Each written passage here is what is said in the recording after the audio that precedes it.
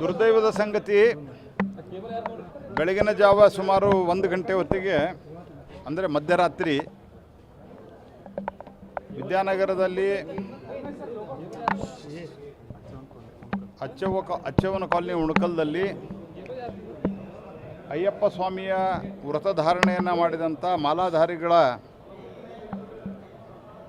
9 ಮಾಲಾಧಾರಿಗಳಾಗಿದ್ದಂಥ 9 ಜನ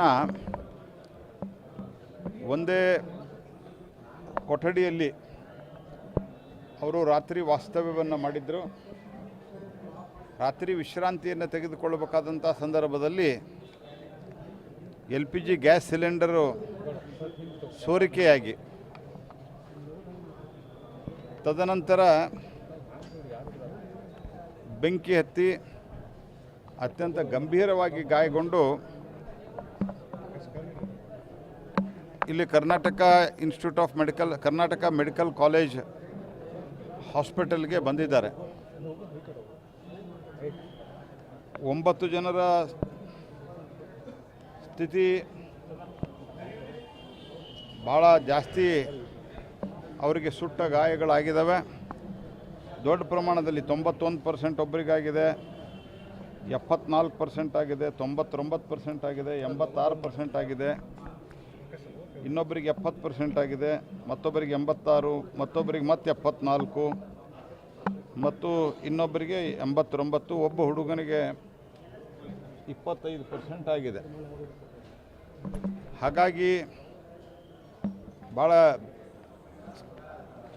ಒಂದು ಗಂಭೀರವಾದಂಥ ಸ್ಥಿತಿ ಇದೆ. ಎಲ್ಲ ಜಿಲ್ಲಾಧಿಕಾರಿಗಳು ಮತ್ತು ಪೊಲೀಸ್ ಕಮಿಷನರ್ ಅವರು ಕಾನೂನಾತ್ಮಕವಾಗಿ ಏನು ಕ್ರಮ ತೆಗೆದುಕೊಂಡು ಇಲ್ಲಿ ಅವರನ್ನು ಶಿಫ್ಟ್ ಮಾಡಿದ್ದಾರೆ. ಮತ್ತು ಇಲ್ಲಿನ ಡಾಕ್ಟರ್ಸು ಕೂಡ ಒಂದು ಸ್ಪೆಷಲ್ ವಾರ್ಡ್ ಕ್ರಿಯೇಟ್ ಮಾಡಿ ಎಲ್ಲ ರೀತಿಯ ಪ್ರಯತ್ನವನ್ನು ಮಾಡ್ತಾ ಇದ್ದಾರೆ. ಆ ಅಯ್ಯಪ್ಪ ಸ್ವಾಮಿಯಲ್ಲೇ ನಾವು ಪ್ರಾರ್ಥನೆ ಮಾಡ್ತೀವಿ, ಅವರಿಗೆ ಒಳ್ಳೆಯ ಆರೋಗ್ಯವನ್ನು ಕೊಟ್ಟು ರಿಕವರಿಯಾಗಿ ಅವರು ವಾಪಸ್ ಸಾಮಾನ್ಯ ಜೀವನ ನಡೆಸುವಂಥ ಆಗಲಿ, ಆ ರೀತಿಯ ಪ್ರಾರ್ಥನೆಯನ್ನು ನಾವು ಮಾಡ್ತೀವಿ. ಡಾಕ್ಟರ್ಸ್ ಟೀಮು ಭಾಳ ಚೆನ್ನಾಗಿ ಕೆಲಸ ಮಾಡ್ತಾಯಿದೆ ಮತ್ತು ಆಲ್ರೆಡಿ ಟ್ರೀಟ್ಮೆಂಟ್ ಜವಾಬ್ದಾರಿ ಅಂತೂ ಕಿಮ್ಸ್ ತೆಗೆದುಕೊಂಡಿದೆ. ಒಂದು ಸರ್ತೆ ಅವ್ರ ಸ್ಥಿತಿಗತಿಗಳನ್ನು ನೋಡಿ ಅವರಿಗೆ ಯಾವ ರೀತಿಯಾದಂಥ ಪರಿಹಾರವನ್ನು ರಾಜ್ಯ ಸರ್ಕಾರದಿಂದ ಕೊಡಿಸ್ಬೋದು ಅನ್ನುವಂಥದ್ದನ್ನು ಅಧಿಕಾರಿಗಳು ರೆಕಮೆಂಡ್ ಮಾಡ್ತಾರೆ, ನಾವು ಪ್ರಯತ್ನವನ್ನು ಮಾಡ್ತೇವೆ. ವೈದ್ಯರು ಸರಿಯಾಗಿ ಸ್ಪಂದನೆ ಮಾಡಿದಂತ ಆರೋಪ ಮಾಡಿದ್ದಾರೆ.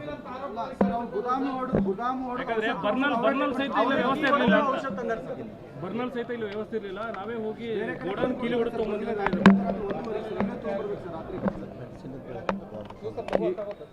ನನಗೆ ಇಲ್ಲಿ ಬಂದಾಗ ಡೈರೆಕ್ಟರ್ ಹೇಳಿದ್ದು, ನಾವು ಎಲ್ಲ ಟ್ರೀಟ್ಮೆಂಟನ್ನು ಕೊಡ್ತಾಯಿದ್ವಿ, ಸ್ಪೆಷಲ್ ವಾರ್ಡು ಕ್ರಿಯೇಟ್ ಮಾಡಿದ್ದೀವಿ ಅಂತ. ನೀವು ನನ್ನ ಗಮನಕ್ಕೆ ತೊಗೊಂಬಂದಿದ್ದೀರಿ, ನಾನು ಅದನ್ನು ತಕ್ಷಣ ವಿಚಾರಿಸ್ತೀನಿ. ಅಗತ್ಯ ಬಿದ್ದರೆ ಇದಕ್ಕೆ ಸಂಬಂಧಿಸಿದಂಥ ಉನ್ನತ ಮಟ್ಟದ ಅಧಿಕಾರಿಗಳ ಜೊತೆಗೂ ಮಾತನಾಡ್ತೀನಿ. ದುರ್ದೈವದಿಂದ ಇತ್ತೀಚೆಗೆ ಆ ರೀತಿಯ ಕಂಪ್ಲೇಂಟ್ಗಳು ಭಾಳ ಬರ್ತಾಯಿದ್ದಾವೆ. ಔಷಧಿಗಳನ್ನು ಬರೆದು ಕೊಡ್ತಾ ಇದ್ದಾರಂತೆ. ನಾನು ಮೊನ್ನೆನೂ ಡೈರೆಕ್ಟ್ರಿಗೆ ಫೋನ್ ಮಾಡಿ ಹೇಳಿದ್ದೇನೆ, ಡೈರೆಕ್ಟರ್ ಪಕ್ಕದಲ್ಲೇ ಇದ್ದಾರೆ. ಉಳಿದ ಯಾವುದೇ ವಿಷಯವನ್ನು ನಾನಿಲ್ಲಿ ಮಾತಾಡಲಿಕ್ಕೆ ಹೋಗೋದಿಲ್ಲ, ಯಾಕಂದರೆ ಇದು ಈ ಸಂದರ್ಭ ಯಾವುದೇ ಬೇರೆ ಕಾಮೆಂಟ್ಗಳನ್ನು, ಪೊಲಿಟಿಕಲ್ ಕಾಮೆಂಟ್ಗಳನ್ನು ಮಾಡುವಂಥದ್ದಲ್ಲ. ಹಾಗಾಗಿ ನಾನು ಯಾವ ವಿಷಯ ಬಗ್ಗೆ ಮಾತಾಡೋದಿಲ್ಲ. ಆದರೆ ಭಾಳ ಗಂಭೀರವಾಗಿ ಇದನ್ನು ಡೈರೆಕ್ಟರು ಮತ್ತು ಇತರ ಅಧಿಕಾರಿಗಳು ಪರಿಗಣಿಸಬೇಕು. ನಮ್ಮ ಕಚೇರಿಗೂ ಇತ್ತೀಚೆಗೆ ಚೀಟಿ ಬರೆದು ಕೊಡ್ತಾ ಇದ್ದಾರೆ ಅನ್ನೋಂಥ ದೂರುಗಳು ಭಾಳ ಬರ್ತಾಯಿದೆ. ನಾನು ಡೈರೆಕ್ಟರ್ ಗಮನಕ್ಕೂ ತೊಗೊಂಬಂದಿದ್ದೀನಿ. ಇವತ್ತು ಬೆಳಿಗ್ಗೆ ಡೈರೆಕ್ಟರ್ ನನಗೆ ಫೋನ್ ಮಾಡಿ ಫಸ್ಟ್ ಇನ್ಫಾರ್ಮೇಷನ್ ಅವರೇ ಕೊಟ್ಟರೆ, ಹಿಂಗೆ ಬಂದಿದ್ದಾವೆ ಪೇಷಂಟು, ನಾವು ಒಂದು ವಾರ್ಡ್ ಕ್ರಿಯೇಟ್ ಮಾಡಿ ಎಲ್ಲ ರೀತಿಯ ಟ್ರೀಟ್ಮೆಂಟನ್ನು ಕೊಡ್ತಾ ಇದ್ದೀವಿ ಅಂತ.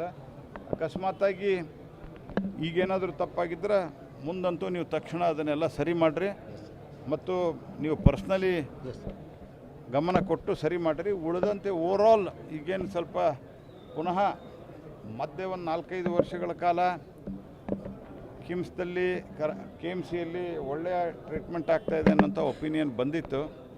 ಆದರೆ ಇತ್ತೀಚೆಗೆ ಈ ಚೀಟಿ ಬರೆದು ಕೊಡುವಂಥದ್ದು ಜಾಸ್ತಿ ಆಗಿದೆ. ಯಾಕಂತ ನಾವು ಒಂದು ರಿವ್ಯೂ ಮೀಟಿಂಗ್ ಮಾಡಿ ನಾವು ವಿಚಾರಿಸ್ತೇನೆ. ಅಲ್ಲ, ಈಗ ಫಸ್ಟ್ ಆ್ಯಂಡ್ ಫಾರ್ಮೋಸ್ಟ್ ಟ್ರೀಟ್ಮೆಂಟ್ ಕೊಡಬೇಕು. ಉಳಿದಂತೆ ಪರಿಹಾರಕ್ಕೆ ಸಂಬಂಧಿಸಿದಂತೆ ನಾವು ಏನು ಮಾಡಲಿಕ್ಕೆ ಸಾಧ್ಯ ಇದೆ ಆ ಎಲ್ಲ ಪ್ರಯತ್ನವನ್ನು ಮಾಡ್ತೀವಿ ಮತ್ತು ಟ್ರೀಟ್ಮೆಂಟಕ್ಕೂ ಯಾವುದೇ ರೀತಿಯ ಹಣಕಾಸಿನ ಕೊರತೆ ಆಗಲಾರ್ದಂಗೆ ನಾವು ನೋಡ್ತೀವಿ.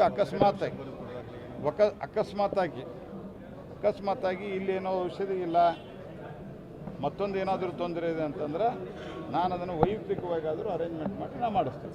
ನೀವು ನೋಡ್ತಿದ್ದೀರಾ, ಇದು ನ್ಯೂಸ್ 88 ಕನ್ನಡ, ಸುದ್ದಿಯ ಜೊತೆ ಸದಾ ನಿಮ್ಮೊಂದಿಗೆ.